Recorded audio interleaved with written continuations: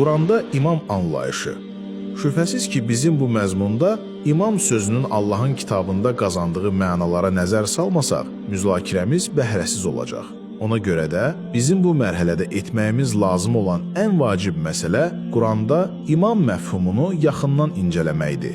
Gəlin birlikdə Quranda imam sözünün Şiyə məzhəbinə müvafiq bir mənada işlənib-işlənmədiyini araşdıraq.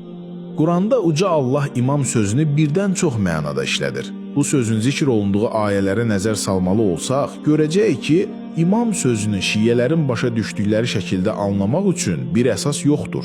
Hər şeydən əvvəl başa düşməliyik ki, lüğəvi mənada imam sözü tabi olunan, nümunə götürülən mənasındadır. Böyük dilçi alim Ər-Rağib Əl-İsfahani bu barədə deyir. İmam özünə tabi olunandır. İstər sözünə və ya əməlinə tabi olunan insan olsun, istərsə də kitab və ya başqa bir şey olsun. Onun haqq və ya batil əhli olması da fərq etmir. Bir sözlə imam sözü tabi olunan mənasındadır. Məhz buna görə də namazda imam, məzhəb imamı və ya hansısa elmdə imam deyildikdə, bunların hamısında öndə duran və tabi olunan bir şəxsiyyət qəsd olunur. Quran-ı Kərimdə imam sözü 12 ayədə keçir. Bu ayələrə və bu sözün hansı mənada işləndiyinə yaxından baxmağımız məqsədimizə çatmaq üçün zəruridir. Birinci ayədə Hicr surəsinin 78-ci və 79-cu ayələrində Uca Allah buyurur: Əykə əhli də zalim idi. Onlardan da intiqam aldıq. Hər iki kənd aydın görünən yol, yəni imam üzərində yerləşirdi.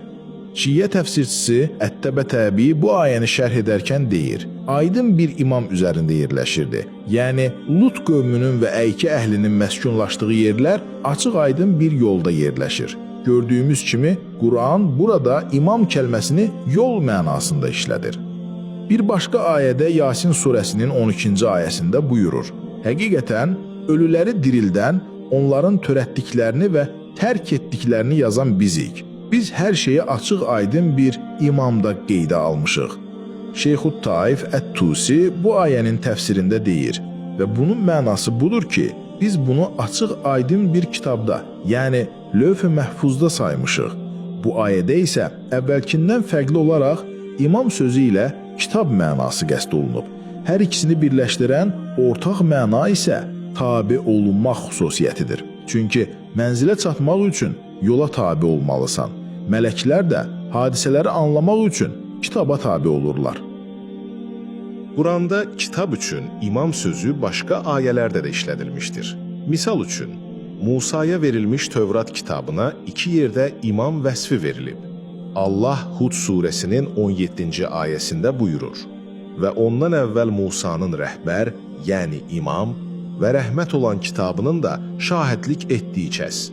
Yenə bir başqa ayədə Əhqaf surəsinin 12-ci ayəsində buyurur: Bundan əvvəl rəhbər, yəni imam və rəhmət olaraq Musanın kitabı vardı. Bu misallarda aşkar şəkildə göründüyü kimi, insandan başqasının da imam olaraq vəsf edilməsi Quranda mövcuddur. Əlbəttə, insanlar da Quranda imamlar, yəni öndərlər və rəhbərlər olaraq zikr olunurlar. Gəlin indi də bu ayələrə baxaq. Furqan surəsinin 74-cü ayəsində Allah möminlərin duasını bizə belə çatdırır. Onlar deyərlər: Ey Rəbbimiz, bizə gözümüzün aydınlığı olan zövcələr və övladlar bəxş et və bizi müttəqilərə imam et. Şiyə təfsir alimi Ət-Təbrasi bu duanın təfsirində deyir: Yəni bizi elə kimsələrdən et ki, müttəqilər bizə tabe olsunlar. Onlar izzəti dünya ilə deyil, təqva ilə əldə etməyi istədilər. Ət-Tusi isə bu ayə haqqında deyir: Onların və bizi müttəqilərə imam et sözünün mənası budur ki, onlar uca Allahdan onları itayətdə əməllərinə tabi olunan kimsələrdən etməsini diləyirlər. Bir başqa ayədə Səcdə surəsinin 24-cü ayəsində Allah buyurur: Səbr etdiklərinə və ayələrimizə yəqinliklə inandıqlarına görə biz əmrimizlə onlardan doğru yolu göstərən rəhbərlər, yəni imamlar təyin etmişdik. Ət-Təbrasi bu ayəni də belə şərh edir: Yəni onları xeyir işlərdə başçı etdik, belə ki, onlara tabi olunurdu və onlar Allahın izni ilə insanları xeyir işlərə yönəldirdilər. Yenə Ənbiya surəsinin 73-cü ayəsində oxuyuruq: biz öz hökmümüzlə onları doğru yolu göstərən rəhbərlər, yəni imamlar etdik. Onlara xeyirli işlər görməyi, namaz qılmağı və zəkat verməyi vəhy etdik. Onlar yalnız bizə ibadət edirdilər. Şiə təfsir alimləri yenə eyni məna ilə təfsir edirlər. Ət-Təbrasi deyir və biz onları imamlar etdik. Yəni, onların söz və əməllərində başqaları onlara tabe olur, onlara iqtida edirlər, doğru yol göstərirlər, yəni onlar insanları haqq yoluna və düz dinə hidayət edirlər. Qəsəs surəsinin 5-ci ayəsində isə Allah buyurur: Biz o torpaqlarda əzlənlərə lütf edərək onları rəhbərlər, yəni imamlar və varislər etmək istəyirdik. Bu ayənin təfsirində Ət-Təbətəbai çox gözəl izah verir. Məna budur.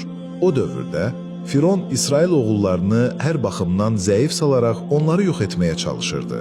Bu halda isə biz bu zəif salınmış insanlara böyük bir nemət bəxş etmək istədik. Bu isə onları nümunə götürülən imamlar etmək idi. Beləliklə onlar əvvəllər başqalarına tabe olduqları halda indi tabe olunanlar olacaqdılar. Ət-Tusi də qısa şəkildə eyni fikri təsdiqləyir və onları rəhbərlər, yəni imamlar edək. Yəni onlara tabe olunsun, onların ardınca gedilsin. Ancaq imam sözü Quranda təkcə müsbət mənada işlənmir. Eyni şəkildə cəhənnəmə dəvət edən imamlar da olub. Qəsəs surəsinin 41-ci ayəsində Uca Allah buyurur: Biz onları oda çağıran rəhbərlər, yəni imamlar etdik. Qiyamət günü onlara kömək edilməyəcəkdir. Ət-Təbətəbai izah edir ki, onların cəhənnəmə çağıran imamlar olması, azğınlıqda qabaqcıl olmaları və sonrakıların da onlara tabe olması deməkdir. Cəhənnəmə dəvət edən imamlar ifadəsi öz-özlüyündə göstərir ki, Quranda imam sözü xüsusi, müqəddəs bir şəri mənada işlənmir. Bir başqa ayədə Tövbə surəsinin 12-ci ayəsində oxuyuruq ki, əgər müqavilə bağladıqdan sonra andlarını pozar və dininizi təhqir edərlərsə, küfrün öndərləri, yəni küfr imamları ilə vuruşun. Ayədə Allah Məkkə müşriklərinin öndərlərini küfr imamları adlandırmışdır. Ət-Təbrasi deyir, yəni küfr və azğınlıq başçıları. Eyni şəkildə Ət-Tusi də buyurur, küfr imamları küfr və azğınlığın başçılarıdır. Xeyirdə olan imam doğru yolda olan və başqalarına doğru yolu göstərən şəxsdir. Şərdə olan imam isə azmış və başqalarını da azdırandır. Buraya qədər saydıqlarımız arasında anlaşılması çətin olan heç bir ayə ilə qarşılaşmadıq. İmam sözü ya yol, ya kitab, ya da xeyrə və ya şərə çağıran rəhbərlər mənasında işlənir. Geriyə isə üzərində daha çox müzakirə aparılmış 2 ayə qalır. Bunlardan biri daha əvvəl müzakirəsini apardığımız İbrahimin imamlığı ayəsidir. Orada bununla bağlı kifayət qədər məlumat verdiyimiz üçün burada təkrarçılığa ehtiyac yoxdur. Qısa şəkildə deyə bilərik ki, İbrahim Peyğəmbərin imam edilməsi onun bütün bəşəriyyət üçün tövhid rəhbəri olması deməkdir.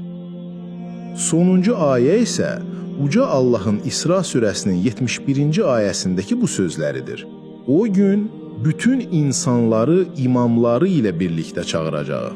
Əməl dəftəri sağ tərəfindən verilənlər öz əməl dəftərlərini oxuyacaq və onlar cüzi bir haqsızlığa belə məruz qalmayacaqlar.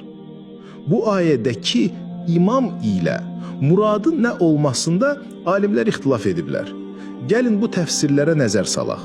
Birinci təfsirə görə qəsd olunan insanların əməl dəftərləridir. Yəni hər kəs öz əməl kitabı ilə çağırılacaq. Bu İbn Abbas, Əd-Dəhhak və Həsən Əl-Basri kimi böyük alimlərin rəyidir.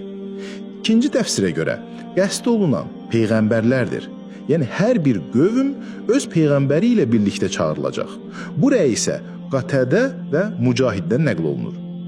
Üçüncü bir təfsir isə budur ki, hər kəs bu dünyada kimi özünə rəhbər və öndər seçmişdisə, qiyamət günü onunla birlikdə çağırılacaq.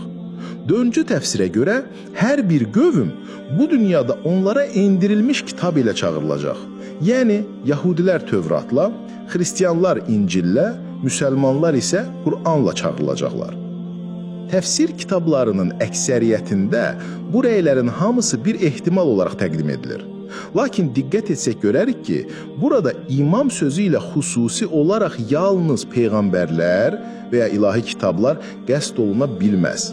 Çünki ayə bütün insanları əhatə edir. Məlumdur ki, peyğəmbərlərə və kitablara inanmayan insanlar da olacaq. O zaman ayənin zahirinə ən uyğun olan iki təfsir qalır. Ya hər kəs öz əməl dəftəri ilə çağırılacaq, ya da bu dünyada tabe olduqları şəxslər və ya ideologiyalarla birlikdə çağırılacaqlar. Maraqlıdır ki, Şiə təfsir kitablarında da bu müxtəlif rəylərə olduğu kimi yer verilir. Məsələn, Şeyxut Taifə Ət-Tusi bu ixtilafları sadalayır və sonda qeyd edir. Bu sonuncu görüş, yəni insanların dünyada tabe olduqları şey ilə çağırılması Əbu Cəfər və Əbu Abdillahin rəyidir. Yəni İmam Baqidi və İmam Sadiqin rəyidir. Hətta müasir Şiə təfsirçisi Ət-Tabatabahi də bu həqiqəti belə izah edir. Ayədəki imamları ilə ifadəsi qeydsiz şərtsiz gəlmişdir. Yəni Allahın təyin etdiyi haqq imamla məhdudlaşdırılmayıb. Beləliklə ayədə hər bir cəmaatın imamı dedikdə, onların dünyada arxasınca getdikləri şəxs nəzərdə tutulur. İstər haqq imam, istərsə də batil imam olsun.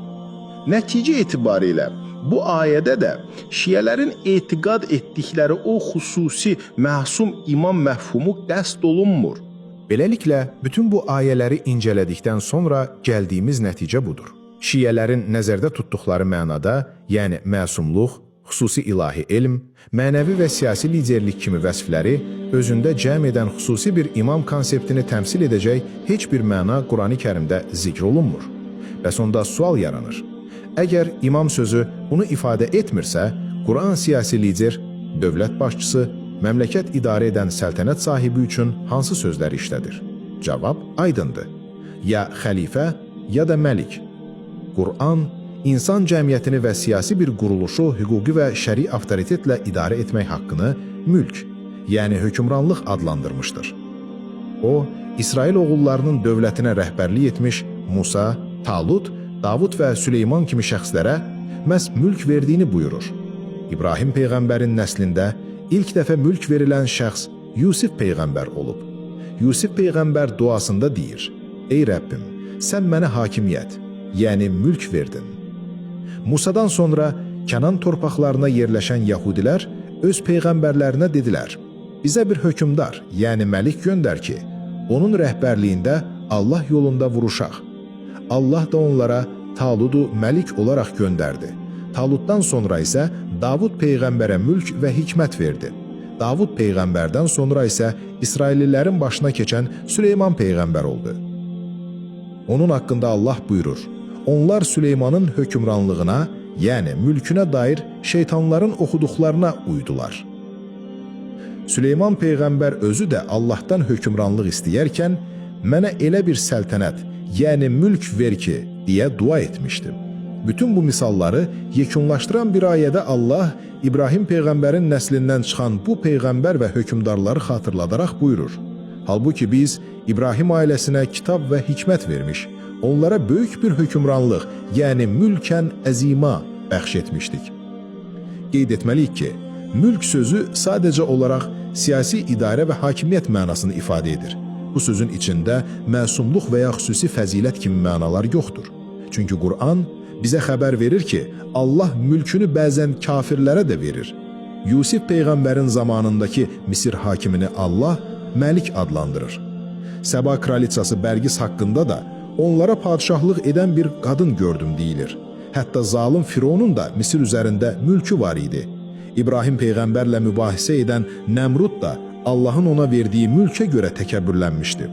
Xəlifə sözünə gəldikdə isə Quranda yalnız bir yerdə Davud peyğəmbərə xitabən aşkar hökmranlıq məzmununda işlənmişdir.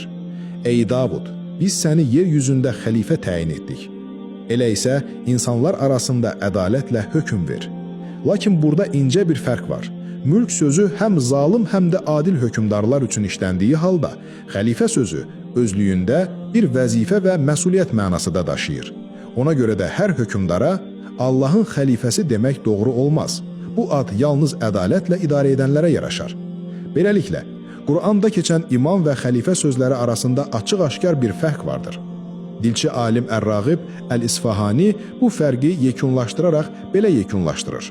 İmam sözü şəriətin istifadəsində tabe olunan şəxsə verilmiş bir addır. Bu isə peyğəmbər və xəlifədən daha ümumi məna daşıyır. Çünki hər bir peyğəmbər və hər bir xəlifə imamdır. Lakin hər bir imam peyğəmbər və ya xəlifə deyildir.